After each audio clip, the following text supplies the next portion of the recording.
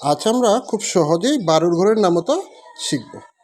এখানে আমরা 12 লিখছি এবং 1 2 3 করে 10 পর্যন্ত লিখছি। তাহলে 12কে 12 কত হবে আমরা দেখি। প্রথমে 1 দিয়ে শুরু করব। 1 2 3 4 5 লিখব না, 6 লিখব।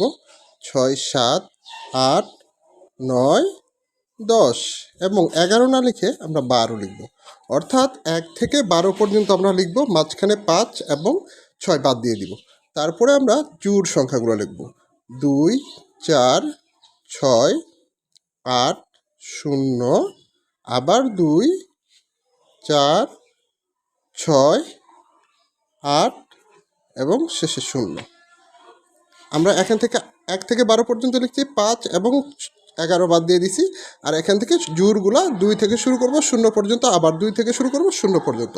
এবং এভাবে খুব দ্রুত আমরা 12 ঘরের নামতা তোমরা শিখে ফেলতে পারো। এভাবে আরও ভালো ভালো নামতা শেখার ট্রিক্স পেতে চাইলে আমার চ্যানেলটি সাবস্ক্রাইব করো এবং আমার সঙ্গে থাকো। ধন্যবাদ সবাইকে।